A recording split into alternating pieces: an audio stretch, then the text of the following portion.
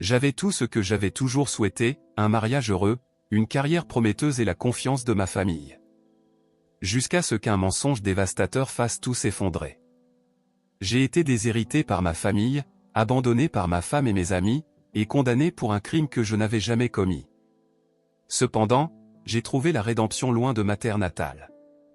Des années plus tard, avec une nouvelle vie réussie aux côtés de la sœur jumelle de mon ex-femme, mon passé refait surface pour s'emparer de ce que j'ai construit. Ma famille m'a abandonné. 16 ans plus tard, ils veulent se réconcilier avec moi. À l'origine, j'ai posté cela ailleurs, mais on m'a conseillé de le partager ici. Mon intention en racontant cette histoire est de me libérer et de réduire un peu mon stress. Comme je l'ai mentionné dans la publication originale, l'histoire a une fin, pour ainsi dire. Encore une fois, je m'excuse pour les éventuelles erreurs ou lacunes dans le récit. Si vous avez des doutes ou des questions, vous pouvez les poser en commentaire. Je ne suis pas sûr de pouvoir tout couvrir dans cette publication, mais je vais essayer d'en raconter le maximum pour éviter les questions en suspens. Le contenu de cette publication vise à fournir un contexte sur ce qui s'est passé entre ma famille et moi, afin que, dans la prochaine publication, je puisse entrer dans les détails de notre réunion. Cette histoire a vraiment commencé il y a 25 ans, en 1998, lorsque j'avais 17 ans. Aujourd'hui, j'ai 42 ans. C'est à cette époque que j'ai rencontré pour la première fois celle qui est maintenant mon ex-femme, Maria. Nous vivions tous les deux dans une petite ville du centre du Mexique. À l'époque, j'étais au lycée. Pendant le premier semestre, je me suis lié d'amitié avec une camarade de classe appelée Lily. Lily et moi nous entendions très bien dès le début, et nous avons rapidement formé une belle amitié. Un jour, au cours de nos conversations habituelles, Lily m'a invité chez elle pour passer du temps ensemble, et j'ai accepté. Comme je m'en souviens, nous sommes arrivés chez Lily, avons passé du temps à faire des devoirs, puis avons commencé à jouer à des jeux vidéo. Au bout de quelques minutes, la porte de la maison s'est ouverte et, quelques secondes plus tard, une fille qui ressemblait beaucoup à Lily est entrée. Il s'avère que Lily avait une sœur jumelle appelée Maria. Après l'avoir vue pendant quelques instants, nous avons eu une petite conversation entre Lily, Maria et moi. Après quelques minutes de discussion à trois, Maria et moi avons continué à discuter seuls, et notre première rencontre s'est bien passée. Je mentirais si je disais que je me souviens de tout, mais pour résumer, après cette première rencontre, j'ai gardé le contact avec Maria. Nous avons commencé à passer beaucoup de temps ensemble, à sortir, et avec le temps, nous avons développé des sentiments l'un pour l'autre. Après quelques rendez-vous, nous avons officiellement commencé à sortir ensemble à l'âge de 19 ans. Il est important de mentionner que Maria souffre de 2 handicaps, elle est aveugle de naissance, diagnostiquée avec une cécité congénitale, et, à 16 ans, elle a été diagnostiquée avec une arythmie cardiaque. Cela signifie que son rythme cardiaque est irrégulier, avec des moments où sa fréquence cardiaque devient très basse. Je dois admettre qu'au début, il a été compliqué de m'adapter à vivre avec une personne handicapée. Dans le cas de Lily, elle ne souffrait que d'une légère myopie. Par ma propre décision et celle de la famille de Maria, j'ai commencé à étudier la médecine et à suivre quelques cours et formations pour être quelqu'un capable de prendre soin d'elle et de garantir sa sécurité physique et mentale. À l'époque, j'étudiais la comptabilité, mais on m'a offert l'opportunité de suivre quelques cours dans un centre médical, et j'ai accepté. La majeure partie de la formation que j'ai suivie était destinée à gérer l'arythmie cardiaque de Maria, mais j'ai tout fait avec plaisir, car je l'aimais. Après tout, nous faisons tout pour voir la personne que nous aimons heureuse et en bonne santé. À cette époque, Maria était ce que l'on appellerait une fille parfaite. Physiquement, elle était belle et attirante, mais ce qui ressortait le plus, c'était sa personnalité. Elle était une personne intelligente, charismatique, empathique, maternelle et aimante. Elle parvenait vraiment à captiver n'importe qui avec qui elle discutait, ce qui la rendait populaire et appréciée dans la petite ville où nous vivions. En 2000, notre relation a commencé alors que nous étions tous deux à l'université. Nos familles étaient ravies et très proches. Avant même de connaître la relation entre Maria et moi, elle se réjouissait de notre amitié. Ma mère et celle de Maria étaient de bonnes amies.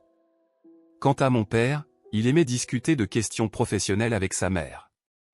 J'ai toujours eu une bonne relation avec la famille de Maria, au point d'être le parrain de mariage de sa sœur aînée. Un autre point important est que le père de Maria est décédé lorsqu'elle avait 7 ans, mais malgré cela, il était et reste une figure très aimée au sein de sa famille. Je pensais à l'époque qu'il n'y avait rien à craindre en ce qui concerne les aspects familiaux. Ma famille se composait alors de moi, de mes parents et de mes 3 frères cadets.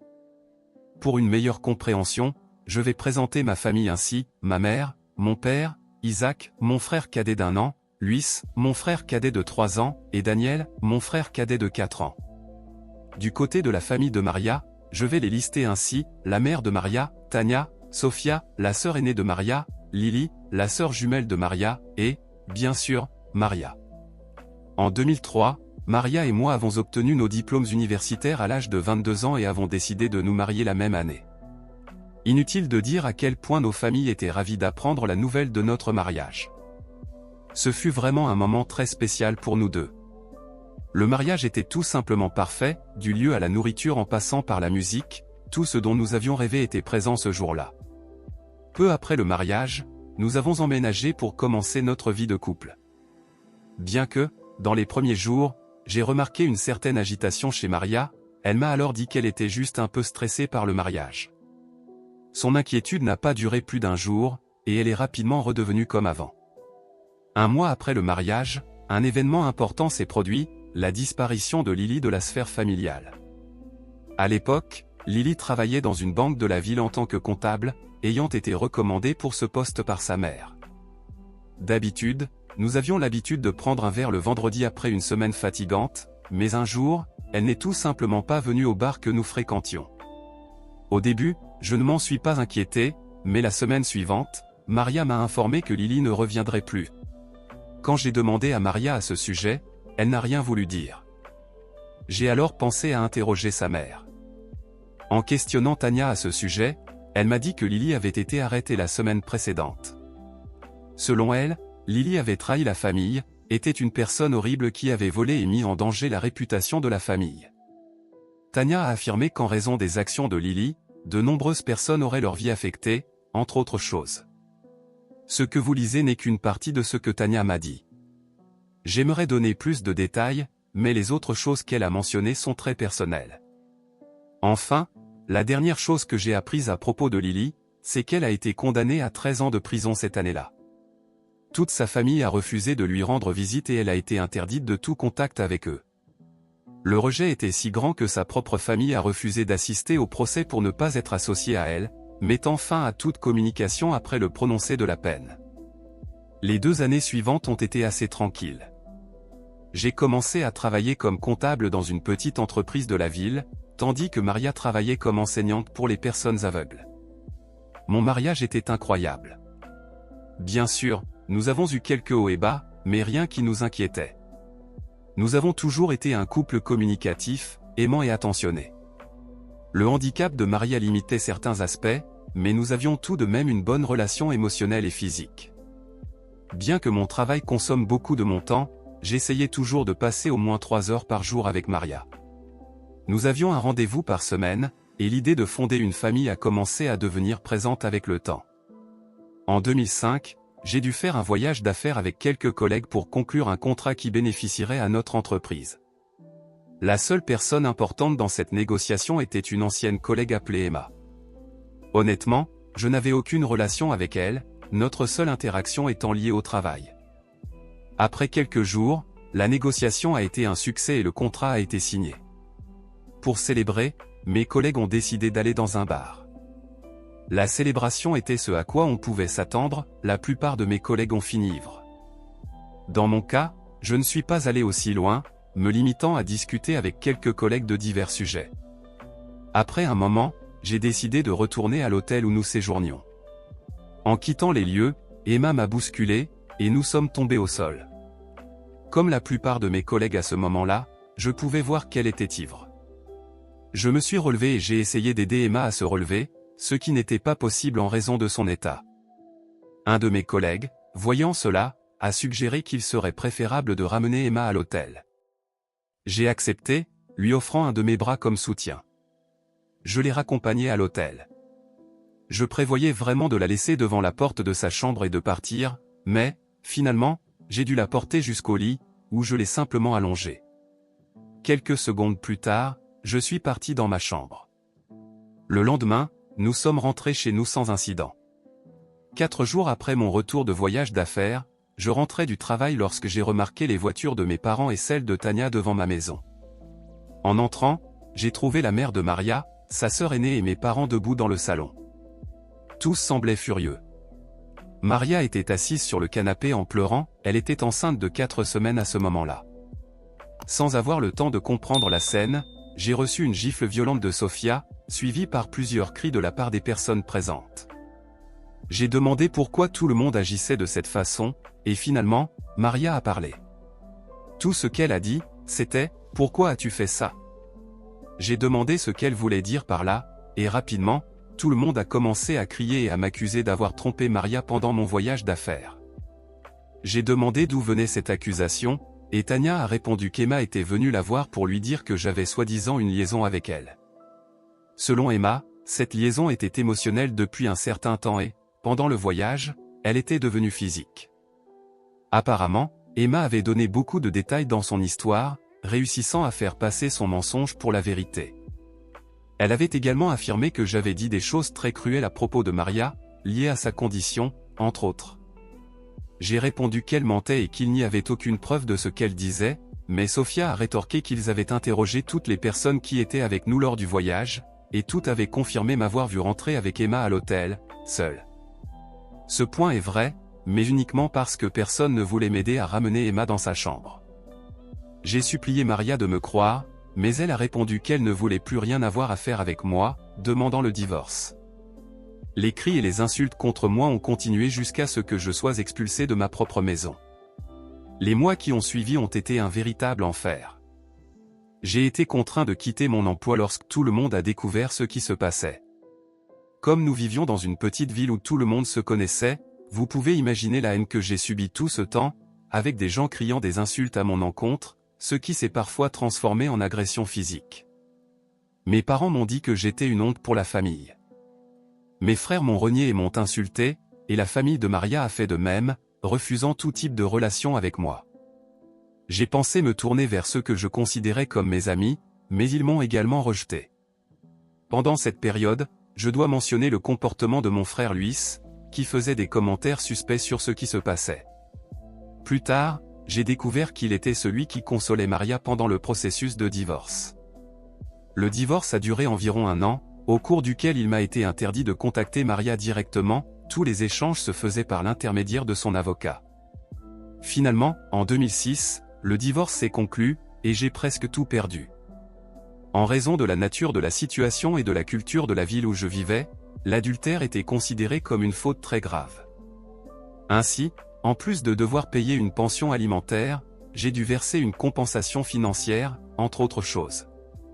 Cependant, mon avocat a obtenu un accord pour que je n'ai pas à payer de pension alimentaire. Au final, j'ai dû céder ma maison, ma voiture, 80% de mes économies, ainsi qu'une compensation de 160 000. Dès que le divorce a été finalisé, ma famille et celle de Maria ont coupé tout contact avec moi. La dernière chose que j'ai apprise, c'est que mon frère Luis et Maria avaient entamé une relation. À ce moment-là, j'avais pratiquement tout perdu. J'avais perdu ma famille, mes amis, ma réputation. Personne ne voulait entretenir de relation avec moi, et il était impossible de trouver un emploi. J'étais marginalisé par tous les habitants de cette ville. Continuer ma vie n'avait plus de sens, alors j'ai pensé mettre fin à mes jours, mais je n'ai finalement pas eu le courage de le faire. Finalement, j'ai décidé de vendre le peu que je possédais pour réunir un peu d'argent et j'ai quitté cet endroit. Je me suis installé dans une ville à 6 heures de route de mon ancienne résidence. Mon objectif était d'être aussi loin que possible, alors je suis parti pour une ville située dans le nord du Mexique. Enfin, je suis arrivé dans un autre état. À cette époque, je n'avais pas beaucoup d'argent, alors j'ai accepté de petits boulots pour subvenir à mes besoins. Quelques mois après avoir commencé ma nouvelle vie, j'ai remarqué que plusieurs entreprises dans la région où je vivais avaient besoin de conseils et d'assistance pour remplir leurs déclarations fiscales et réaliser des audits. J'ai vu cela comme une nouvelle opportunité et j'ai commencé à donner des conseils et des consultations sur les déclarations fiscales et la réalisation correcte des audits. En 2007, j'ai réussi à créer une petite entreprise de conseil économique relativement prospère. Cependant, à cette époque, je souffrais de graves problèmes émotionnels, principalement liés à la confiance et à l'estime de soi. Une fois que j'ai retrouvé une stabilité économique, j'ai eu la possibilité et les moyens de suivre une thérapie, ce qui m'a beaucoup aidé à gérer mes problèmes émotionnels. Avec mon thérapeute, j'ai abordé de nombreuses questions.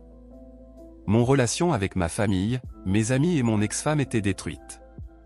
À l'époque, je ressentais une certaine culpabilité pour ce qui s'était passé. Surtout, je me sentais idiot de n'avoir rien soupçonné concernant Emma. Je me suis aussi demandé pourquoi tout cela était arrivé avec Emma. Finalement, on m'a diagnostiqué un trouble de stress post-traumatique à la suite de l'expérience vécue lors de mon divorce. Mais le plus grave était que j'avais développé un trouble anxieux qui me touchait profondément dans mes interactions sociales. À cette époque, j'étais incapable de former tout type de relation par peur d'être trahi. Ce fut un processus lent, mais j'ai réussi à surmonter cela. J'ai compris que je n'étais pas responsable de ce qui s'était passé. J'ai pu entamer le processus de guérison et j'ai arrêté de me demander pourquoi Emma avait menti. J'étais bien, physiquement et mentalement. J'ai commencé à aller à la salle de sport, à développer une passion pour le jardinage et le kickboxing, et je me suis concentré sur mon travail. J'ai même commencé à me faire des amis, et après un certain temps, j'ai repris confiance pour sortir boire un verre. Les 2 années suivantes ont été très positives pour moi. Ma petite entreprise a connu une bonne croissance, donc l'argent n'était plus un problème. Je n'étais pas millionnaire ou quelque chose du genre, mais je gagnais suffisamment pour ne pas avoir à m'inquiéter. Émotionnellement, j'allais bien. Mes problèmes de confiance n'étaient plus aussi graves, et ma peur de me lier avec d'autres personnes s'estompait, bien qu'elle soit encore présente dans une certaine mesure. J'ai réussi à me faire de nouveaux amis, qui ont été très compréhensifs face à ma situation, et j'ai enfin pu être en paix avec moi-même. 2009 a été une année importante. En raison de la croissance de mon entreprise, j'ai dû rechercher davantage d'employés, y compris des comptables pour l'entreprise. En examinant quelques candidatures, l'une d'elles s'est démarquée. La candidature était celle d'une certaine Lily. Cela m'a un peu surpris, car cela m'a rappelé mon ancienne amie, mais à l'époque, je pensais que ce n'était qu'une coïncidence. Finalement, j'ai eu l'entretien avec la personne ayant envoyé cette candidature et, à ma grande surprise, il s'agissait vraiment de la Lily que je connaissais. Nous nous sommes reconnus instantanément et sommes restés silencieux. Honnêtement, c'était un peu inconfortable, car elle était la sœur jumelle de mon ex-femme. Plusieurs souvenirs douloureux me sont venus à l'esprit en voyant son visage. Après quelques minutes, j'ai poursuivi l'entretien de la manière la plus normale possible. À la fin, je dois admettre que c'était un bon entretien. Finalement, Lily a obtenu l'un des postes, et quelques jours plus tard, elle est arrivée pour commencer à travailler. Indépendamment de ce qui s'était passé dans le passé, Lily était l'une des meilleures options, donc il aurait été stupide de ne pas embaucher quelqu'un avec une grande expérience et connaissance dans le domaine.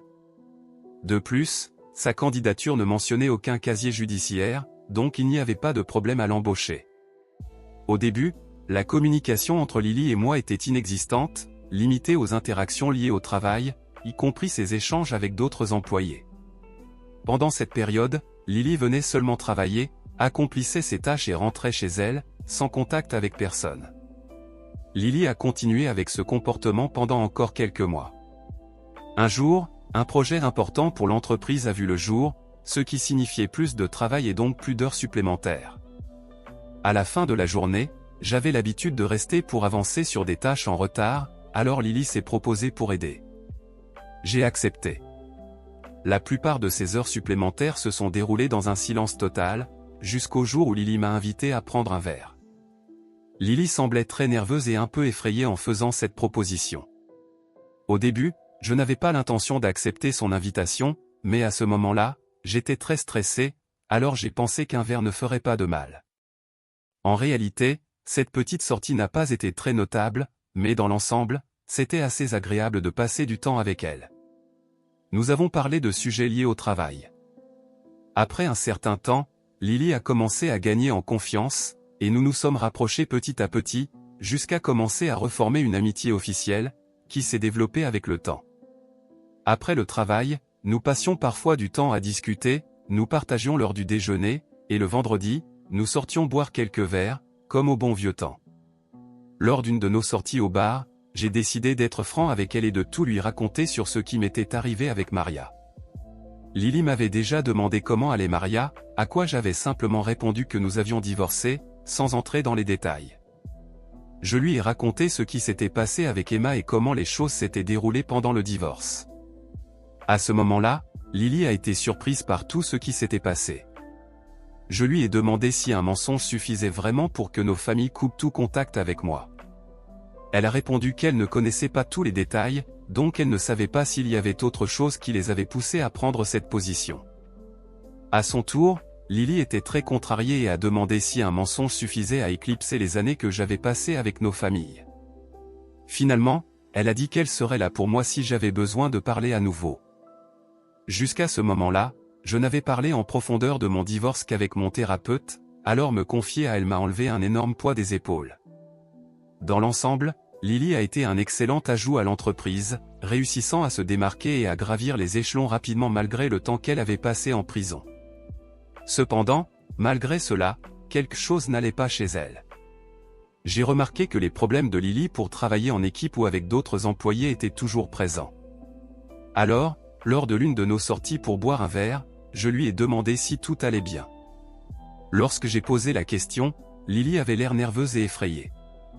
Je me suis excusé d'avoir posé cette question, mais je lui ai dit la même chose qu'elle m'avait dite lorsque je lui avais parlé de mon divorce, que si elle avait besoin de parler à quelqu'un, elle pouvait compter sur moi. Les jours suivants se sont déroulés normalement, jusqu'à ce que, lors de l'une de nos sorties au bar, Lily décide finalement de s'ouvrir à moi. Elle m'a raconté ce qui s'était passé dans le passé et pourquoi elle avait été emprisonnée. En résumé, Lily travaillait dans la banque de la ville où nous vivions tous les deux auparavant.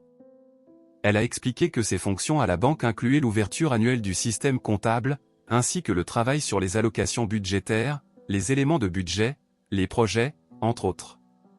Comme Lily s'était révélée être un élément très efficace et compétent, les responsables de la banque l'avaient affectée à un poste où elle avait accès à une grande base de données contenant toutes les informations sur les clients et les personnes ayant un compte à la banque, afin qu'elle puisse accomplir ses fonctions de manière plus efficace. En plus de Lily, il y avait également un autre employé qui avait les mêmes fonctions qu'elle.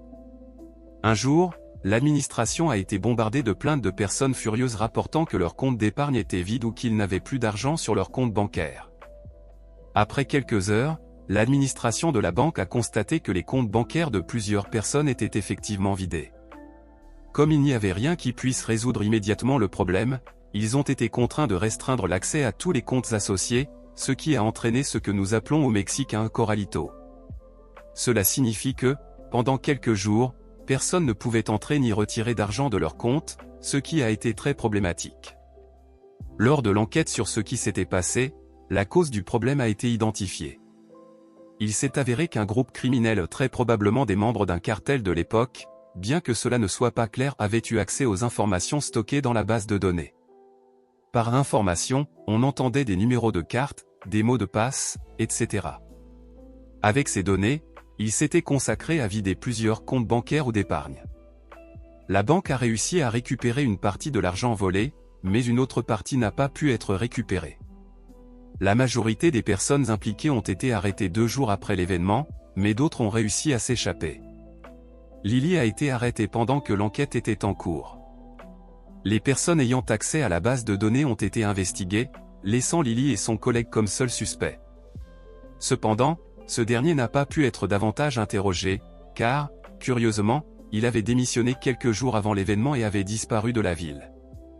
Les auteurs ont affirmé qu'une personne travaillant à la banque leur avait donné accès aux informations stockées dans la base de données, mais ils ont dit ne pas savoir de qui il s'agissait, car le contact avec cette personne avait été établi par un autre membre du groupe qui avait réussi à s'échapper. L'enquête a également montré que ce groupe devait être guidé par quelqu'un ayant des connaissances sur le fonctionnement de la banque. À cause de ces facteurs et d'autres présentés, il a été suggéré que Lily avait aidé ces personnes. Finalement, elle a été reconnue coupable, bien qu'elle ait peut-être été utilisée comme bouc émissaire pour clore l'affaire, ce qui ne me surprendrait pas, compte tenu de l'historique de la police mexicaine dans ce genre de situation. Lily m'a raconté comment sa famille lui avait tourné le dos pendant toute la période de l'enquête. Elle a souligné sa mère, qui n'avait à aucun moment cru en son innocence.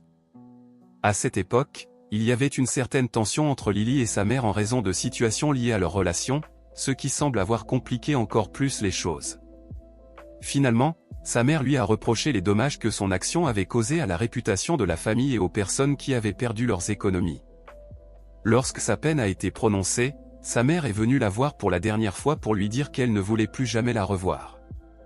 Lily a répondu en disant qu'elle était innocente, mais sa mère a rétorqué « Si tu as été reconnu coupable, c'est pour une raison, non ?»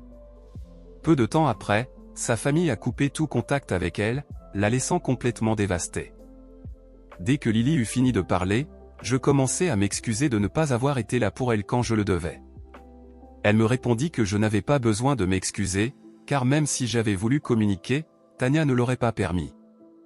Tania était la seule autorisée à rendre visite à Lily en prison, donc si quelqu'un voulait lui rendre visite, il devait obtenir sa permission. De plus, Tania empêchait également le contact par d'autres moyens, comme la correspondance et les appels téléphoniques. Après quelques minutes, je demandai à Lily comment elle avait réussi à sortir de prison. Elle répondit qu'elle avait été emprisonnée pendant 5 ans, jusqu'à ce qu'une des personnes qui avait réussi à s'échapper soit arrêtée. Cette personne était responsable d'avoir contacté celle qui avait donné accès à la base de données au groupe.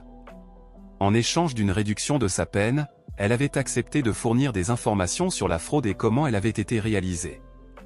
Finalement, ces déclarations prouvèrent que c'était l'ex-partenaire de Lily qui avait aidé le groupe, avec un manque de preuves pour valider véritablement la participation de Lily dans le schéma. Au final, il a été déterminé qu'il n'y avait aucune raison pour que Lily reste en prison. Elle a été libérée, et tout antécédent criminel sur son dossier a été effacé. Après sa libération, Lily a essayé de contacter sa famille, mais à la fin, elle n'a pu parler qu'à sa mère, qui a de nouveau refusé d'avoir toute relation avec elle. Il en a été de même avec ses amis, qui l'ont rejetée. Lily m'a raconté ses tentatives de trouver un emploi, mais la nouvelle de ce qui s'était passé dans son emploi précédent l'a empêché d'obtenir un poste dans sa ville natale et dans les villes voisines. Finalement, Lily a quitté la ville, car il n'y avait aucune raison de rester là. Après cela, elle a passé quelques mois à chercher un emploi et a finalement rejoint ma société. Elle dit qu'à cause de ce qu'elle a dû traverser, elle a des difficultés à se lier avec d'autres personnes, en plus de problèmes de confiance et de cauchemars constants à cause du temps passé en prison. À ce moment-là, j'ai ressenti de la pitié pour elle. Elle a dû traverser et gérer plusieurs choses qui, d'une manière ou d'une autre, ont laissé des traumatismes à vie. Je lui ai recommandé de faire de la thérapie pour aborder ses problèmes et lui ai dit que je paierais tout, comme une façon de m'excuser pour mon absence quand elle avait le plus besoin de nous. Lily a d'abord refusé, mais après un certain temps d'insistance, elle a accepté. Elle a donc commencé à voir le même thérapeute que moi, mais a demandé que je l'accompagne à sa séance de thérapie. Elle a été diagnostiquée avec un syndrome de stress post-traumatique, une dépression, de l'anxiété, des problèmes de confiance et des troubles du sommeil. Pendant les premiers mois où j'ai assisté aux séances de thérapie, j'attendais habituellement dehors pendant qu'elle avait sa séance individuellement, mais, avec le temps, elle m'a demandé d'entrer et de l'accompagner pendant les séances, ce à quoi j'ai accepté. Le thérapeute lui a prescrit des antidépresseurs, et Lily a commencé à suivre une thérapie 2 jours par semaine. De plus, elle a commencé à participer à un programme de réhabilitation pour les objecteurs de conscience ayant purgé leur peine en prison. Pour ma part, le thérapeute m'a donné plusieurs conseils pour aider à la récupération de Lily. Bien que la récupération de Lily ait été lente, je peux dire que cela a vraiment aidé. Sa peur d'interagir avec les autres disparaissait, au point de se faire des amis. Ses problèmes d'anxiété et de confiance n'étaient plus une préoccupation. Dans l'ensemble, elle a commencé à changer pour le mieux. Nous avons même commencé à aller à la salle de sport ensemble, et Lily a commencé à prendre des cours de kickboxing avec moi. Parfois, nous avions des combats amicaux entre nous. L'année 2012 est arrivée, et pendant cette période, Lily et moi sommes devenus de plus en plus proches. Sur le plan professionnel, nous avions une bonne relation, Lily devenant ma main droite dans l'entreprise. Sur le plan personnel, nous avions également une très bonne relation. Nous passions de plus en plus de temps ensemble, sortir pour prendre un verre ou faire une promenade est devenu une partie de notre routine, et nous nous soutenions tous les deux pendant notre thérapie. Avec le temps, j'ai réalisé que j'avais développé des sentiments pour Lily. Je sais ce que vous pouvez penser en ce moment, tu es tombé amoureux de la jumelle de la femme qui t'a quitté. Pendant un certain temps, l'idée d'avoir une relation me faisait peur. À cause de mon expérience avec Maria, je craignais que ma peur ne trouble mon jugement ou que mes problèmes de confiance ne ruinent toute chance de relation. J'avais aussi peur que la raison pour laquelle j'avais commencé à aimer Lily soit que, inconsciemment, je cherchais à revenir avec mon ex, et étant donné qu'elles étaient presque identiques, vous comprenez mon point de vue. Par presque identiques, je veux dire que la seule chose qu'elles partageaient était le visage, à d'autres égards, elles étaient totalement différentes. Par d'autres égards, j'entends personnalité, comportement, style vestimentaire, etc. Après avoir discuté de mes doutes avec mon thérapeute et mes amis, j'ai réussi à confirmer que j'étais vraiment amoureux de Lily. J'étais en train de tomber amoureux de sa personne et non de son apparence. Enfin, j'attendis notre prochaine sortie au bar pour lui déclarer mes sentiments. J'attendis jusqu'à ce que nous sortions du bar et lui déclarer ce que je ressentais pour elle. J'expliquais à quel point je me sentais spécial quand j'étais à ses côtés et à quel point je pensais juste à passer du temps avec elle. Lily resta silencieuse pendant quelques minutes, puis commença à pleurer un peu et me demanda si j'étais sûr de ce que je disais. À ce moment-là, je pensais que j'avais tout gâché et j'attendais simplement d'être rejeté. Je réaffirmais ma position sur mes sentiments pour elle, elle s'éloigna un peu, mais, quelques secondes plus tard, elle me prit dans ses bras en sanglotant. Elle m'avoua qu'elle ressentait la même chose. Elle avoua qu'elle avait commencé à développer des sentiments pour moi en voyant combien je me souciais et prenais soin d'elle. Elle dit que j'étais la première personne qui se souciait réellement d'elle depuis longtemps, que j'étais le seul à la soutenir quand elle en avait le plus besoin, que j'étais le seul à avoir réussi à la comprendre. Elle avoua que, quand elle était avec moi, elle se sentait moins seule. Elle dit que, quand elle était avec moi, elle avait l'impression qu'une bonne vie était possible. Elle affirmait que je lui donnais une raison de continuer à vivre, que je la faisais se sentir aimée. À ce stade, je pleurais aussi. Lily continua à pleurer en m'enlaçant. Elle dit qu'elle n'avait rien dit sur ce qu'elle ressentait parce qu'elle avait peur. Elle avait peur que je ne l'aime pas à cause de ce qui était arrivé à sa sœur. Elle avait peur que je ne l'aime pas à cause de ses problèmes. Elle avait peur que je m'éloigne d'elle. Elle avait peur de se retrouver seule à nouveau. À ce moment-là, je commençais à la réconforter et je promis que je serais à ses côtés, quoi qu'il arrive. Lily, quant à elle, promit également d'être à mes côtés, quoi qu'il arrive. À partir de ce moment-là, Lily et moi avons commencé notre relation.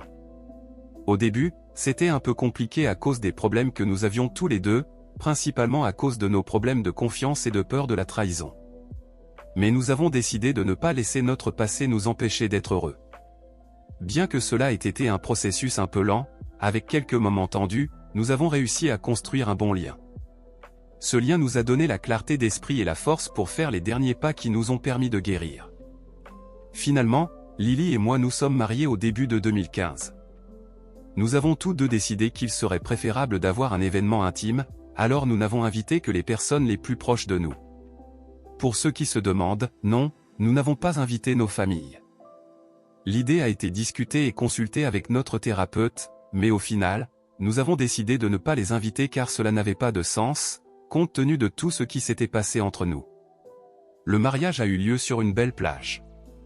L'atmosphère créée par le bruit des vagues et le coucher de soleil était quelque chose de très unique et spécial. Un total de 15 personnes étaient présentes à l'événement. Tout étaient de très bons amis, et même notre thérapeute était là avec sa femme. L'un de mes meilleurs souvenirs du mariage fut de voir Lily marcher vers l'autel. La voir dans sa robe de mariée est quelque chose que je n'oublierai jamais. Mais le moment que je chérirai pour le reste de ma vie fut de voir son visage lorsque je lui mis l'anneau.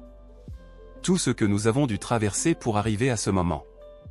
Voir ce beau sourire sur le visage de Lily, je ne sais tout simplement pas comment décrire en mots ce que cela m'a fait ressentir.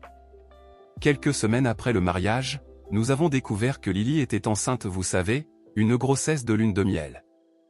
J'admets qu'au début, nous étions très nerveux, mais au fil des jours, les nerfs se sont transformés en enthousiasme et en bonheur. Nous avons vu la grossesse comme le début de notre nouvelle vie ensemble. À la fin de 2015, Lily a donné naissance à une belle petite fille, que j'appellerai Alba. Heureusement, à l'hôpital où la naissance a eu lieu, nous avons pu avoir un contact peau à peau avec Alba dès sa naissance. Tenir mon bébé a été un moment spécial, un moment unique. Lorsque j'ai rencontré ma fille, la voir dans les bras de ma femme, je ne saurais tout simplement pas expliquer en mots ce que j'ai ressenti à ce moment-là. Quel sentimentalisme et quelle vérité! Je pense qu'il n'est pas nécessaire de dire ce que l'arrivée d'Alba a généré dans nos vies, tant sur le plan personnel que social. Nos amis nous rendaient visite tous les jours pour rencontrer Alba. Je dois dire que les premiers mois ont été difficiles. Les personnes qui ont eu ou qui s'occupent d'un bébé savent que les bébés demandent beaucoup de temps et d'attention, il est donc normal de se sentir submergé ou fatigué. Les pleurs nocturnes, rester éveillé toute la nuit, préparer des biberons à 4 heures du matin, etc. C'était une période compliquée, mais nous avons réussi à gérer cela de manière positive. Nous avons fait un effort pour donner tout l'amour et l'affection que nous avions pour notre fille, malgré la fatigue physique et mentale à laquelle nous étions soumis. Au fil des ans, Lily et moi avons travaillé dur pour garantir qu'Alba ait une bonne éducation. Dès son plus jeune âge, nous nous sommes consacrés à créer un environnement aimant, respectueux et de confiance afin qu'elle puisse s'épanouir. Même si nous travaillions tous les deux, nous nous organisions généralement pour passer du temps avec notre petite. Et nous voilà arrivés au jour d'aujourd'hui. Aujourd'hui, je peux dire que je suis un père fier d'une jolie fille de 7 ans et que j'ai la meilleure épouse que je puisse désirer. Comme vous avez pu le lire dans ma publication, ce n'était pas un chemin facile. Il y a eu des bons et des mauvais moments au fil des ans, mais je ne changerai rien. J'ai de grandes personnes à mes côtés et je ne pourrai rien demander de plus. Si vous vous demandez, oui, il y a encore plus d'histoires. Il y a quelques jours, quelque chose que je n'aurais jamais imaginé s'est produit. Ma famille m'a contacté. Tout a commencé par un message de mon frère, Louis, suivi de messages des autres membres de la famille. Peu après, Tania, mon ex-belle-mère, a également essayé de me contacter. Ils ont utilisé tous les moyens possibles pour se reconnecter, réseaux sociaux, appels téléphoniques et même lettres. Au début, j'étais confus et, je l'admets, un peu perturbé. Après tant d'années, pourquoi maintenant? Pourquoi, après m'avoir déshérité, m'avoir humilié publiquement et m'avoir abandonné dans mon moment le plus vulnérable, ont-ils décidé de reprendre contact? J'ai décidé d'ignorer les premiers messages, mais leur insistance m'a poussé à confronter ma curiosité. C'est alors que j'ai découvert la raison, ils avaient découvert le succès de mon entreprise et de ma vie actuelle. Il semble que les nouvelles concernant ma petite entreprise de conseil, maintenant assez reconnue dans la région, leur soient parvenues. Ils ont également appris que je m'étais remarié, que j'avais une fille merveilleuse et que je vivais une vie stable et heureuse. Cela, apparemment, a éveillé en eux le désir de réconciliation. Ma mère a écrit dans une lettre que la famille est tout et que nous devons laisser le passé derrière nous. Tania, quant à elle, a soutenu que les familles traversent des hauts et des bas, mais se rassemblent toujours à la fin. Louis m'a envoyé des messages essayant de justifier ce qu'il avait fait dans le passé, disant qu'il était confus et qu'il ne savait pas comment gérer la situation à l'époque. Tous ont essayé, d'une manière ou d'une autre, de minimiser ou de justifier ce qu'il m'avait fait, mais aucun de ces mots n'emportait une demande sincère de pardon. J'ai beaucoup réfléchi à tout cela, j'en ai parlé avec ma femme, Lily, et j'ai même consulté mon thérapeute sur ce que je devrais faire. La réponse était claire, il n'y avait plus de place pour ces personnes dans ma vie. Il ne s'agissait pas de vengeance ou d'amertume, mais d'autopréservation. Ces personnes m'avaient montré qui elles étaient réellement. Quand j'avais besoin d'elles, elles avaient choisi de croire à un mensonge. Elles avaient choisi de me tourner le dos et de me traiter comme un ennemi. J'ai envoyé un seul message à tous, quelque chose de court et direct. Je vous remercie de m'avoir contacté, mais je ne vois pas de raison de renouer des liens avec vous. Ce sont vos choix dans le passé qui ont défini où nous en sommes aujourd'hui. Je suis heureux de la vie que j'ai construite et je ne ressens pas que vous ayez une place dedans. Je vous souhaite le meilleur. Après cela, j'ai bloqué tous les numéros, supprimé les messages et les lettres, et je suis passé à autre chose. Lily m'a soutenu à chaque étape de ce processus, me rappelant que je n'avais pas à me justifier auprès de quiconque et que la famille qui comptait était celle que nous choisissons de construire. Ma fille, Alba, a également été l'une des raisons pour lesquelles j'ai décidé de garder cette distance. Je ne veux pas qu'elle grandisse dans un environnement où les gens peuvent la traiter comme une option quand cela les arrange. Aujourd'hui, plus que jamais, je suis en paix avec ma décision. Je sais que j'ai pris le meilleur chemin pour moi et ma famille. Ma vie est pleine d'amour, de respect et d'harmonie et quelque chose que je n'ai pas trouvé dans cette famille qui m'a abandonné. Je regarde ma femme et ma fille, ainsi que les amis que je considère comme ma famille, et je vois que j'ai tout ce dont j'ai besoin. Le passé est derrière moi, et c'est là qu'il doit rester. Cela nous amène à la fin de cette histoire. Avec une famille comme celle-là, qui a besoin d'ennemis? Cela fait 16 ans, et après avoir tout perdu et que personne n'ait cru en moi, maintenant ils veulent se réconcilier. Quelle coïncidence! Il est trop tard. Ne donnez jamais une seconde chance à ceux qui ne vous auraient même pas donné une première chance. Que pensez-vous de cette histoire? Quel serait votre conseil pour l'auteur? Faites-le moi savoir dans les commentaires. Si vous avez aimé cette vidéo, montrez votre soutien à la chaîne en laissant un like et un commentaire. Et n'oubliez pas de vous abonner à la chaîne. Merci beaucoup pour votre soutien et merci à tous d'avoir regardé jusqu'ici.